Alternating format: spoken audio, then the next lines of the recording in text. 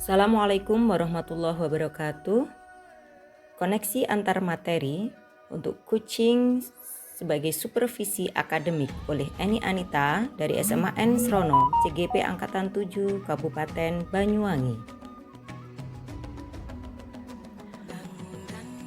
Perkenalkan, fasilitator saya adalah Ibu Ati Sulistiati, Magister Pendidikan dan pengajar praktik kelas 15A Bapak Samsul Mu'arif, Sarjana Agama.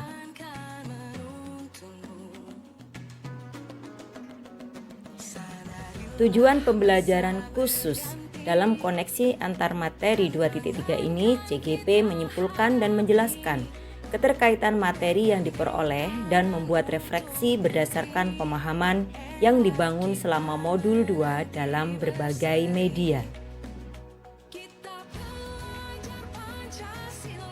Refleksi materi pembelajaran modul 2.3.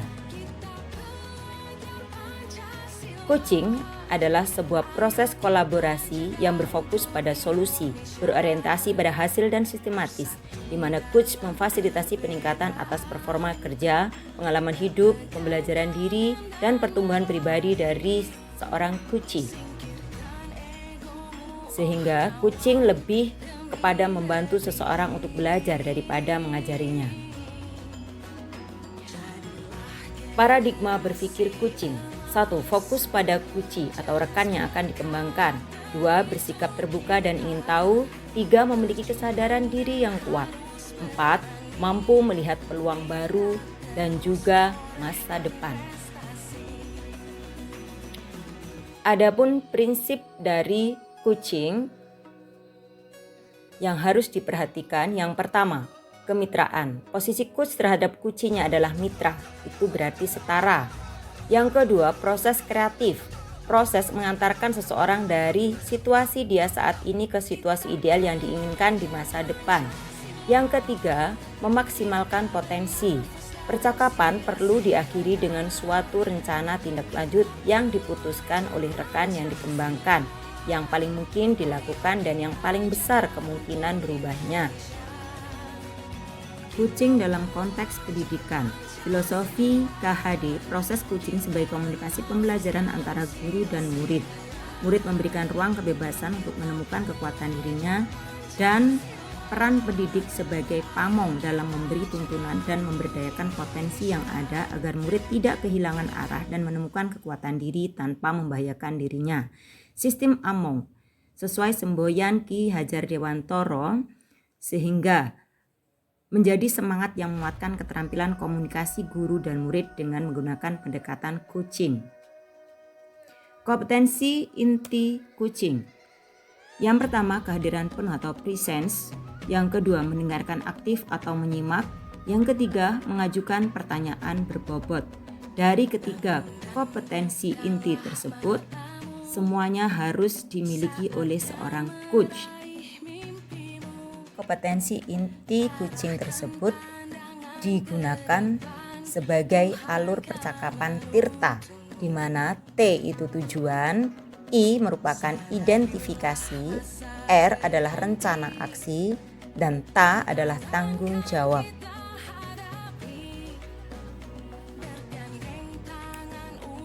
Supervisi akademik dengan paradigma berpikir coaching.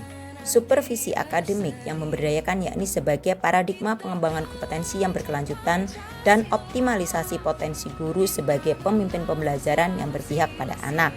Prinsip-prinsip supervisi akademik dengan paradigma berpikir coaching meliputi kemitraan, proses kolaborasi antara supervisor dan guru, konstruktif,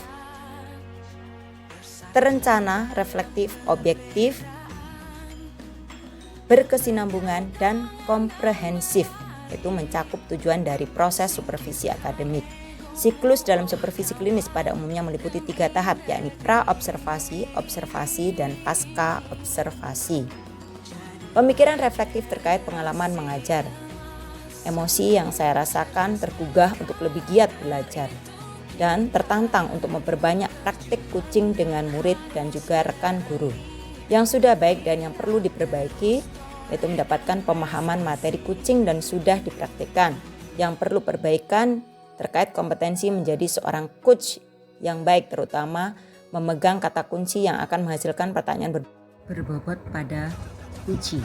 Implikasi terhadap kompetensi diri, menambah dan mengoptimalkan kekuatan diri sebagai seorang pendidik dan juga orang tua yang dapat menjadi seorang coach bagi orang-orang di sekitarnya.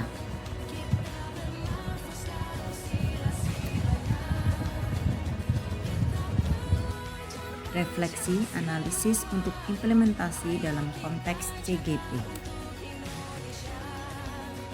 Melalui supervisi akademik, kegiatan pemberdayaan dan pengembangan kompetensi diri dalam rangka peningkatan performa mengajar dan mencapai tujuan pembelajaran, coaching dibutuhkan sebagai peningkatan motivasi atau komitmen diri seorang guru sehingga kualitas pembelajaran meningkat seiring meningkatnya motivasi kerja para guru.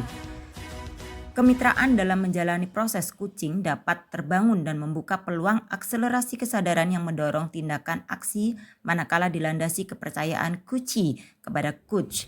Proses coaching tidak perlu memandang kesenjangan jabatan karena dalam supervisi akademik terjadi proses kolaboratif antara supervisor dan guru. Tantangan implementasi coaching di sekolah. Seringkali supervisi akademik dilihat sebagai sebuah proses yang bersifat satu arah, apalagi jika supervisi akademik ini hanya terjadi 1 tahun sekali menjelang akhir tahun pelajaran. Supervisi menjadi sebuah tagihan atau kewajiban para pemimpin sekolah dalam tanggung jawabnya mengevaluasi para tenaga pendidik. Pada proses coaching, seorang coach lebih menekankan sebagai seorang pendengar dengan sedikit mendominasi pembicaraan. Seorang coach melontarkan beberapa pertanyaan berbobot yang merangsang ide melalui jawaban dari coachee. Dibutuhkan keterampilan berkomunikasi yang lebih untuk melakukan coaching, sebab dalam sebuah coaching lebih menekankan temuan komitmen untuk menyelesaikan masalah. Si antar materi modul 2.1, 2.2, dan 2.3, di mana dalam pembelajaran berdiferensiasi diadakan pemetaan dengan 3 cara: minat murid, kebutuhan belajar murid, dan profil belajar murid. Pemetaan ini digunakan seorang coach sebagai data dalam proses coaching sehingga murid mampu mengoptimalkan potensi dirinya untuk menemukan solusi terbaik. Ada beberapa hal yang harus dipahami dalam kompetensi sosial dan emosional: kesadaran diri, pengelolaan diri, kesadaran sosial, keterampilan berelasi, dan pengambilan keputusan yang bertanggung jawab. KSE digunakan seorang pendidik sebagai coach dalam proses coaching terhadap coachee agar terjadi pengendalian diri dan emosi untuk coach dan coachee serta menimbulkan rasa empati dan sosial serta mengambil keputusan yang tepat dan bertanggung jawab. Dalam kompetensi coaching menggunakan alur Tirta sebagai metode percakapan, coaching sebagai coach harus melakukan kehadiran pen, salah satunya dengan kegiatan stop dan mindful listening yang telah dipelajari pada modul 2.2. Pembelajaran sosial emosional. Salah satu prinsip coaching adalah memaksimalkan potensi dan memberdayakan rekan sejawat. Percakapan diakhiri dengan suatu rencana tindak lanjut yang diputuskan oleh rekan dikembangkan dari kemungkinan yang paling besar tingkat keberhasilannya. Karena kompetensi coachee beragam, maka keterampilan sosial emosional diperlukan untuk memaksimalkan potensi coachee. Sekian koneksi materi modul 2.3. Terima kasih. Guru Bergerak Indonesia Maju. Wassalamualaikum warahmatullahi wabarakatuh. Salam tergerak, bergerak, dan menggerakkan.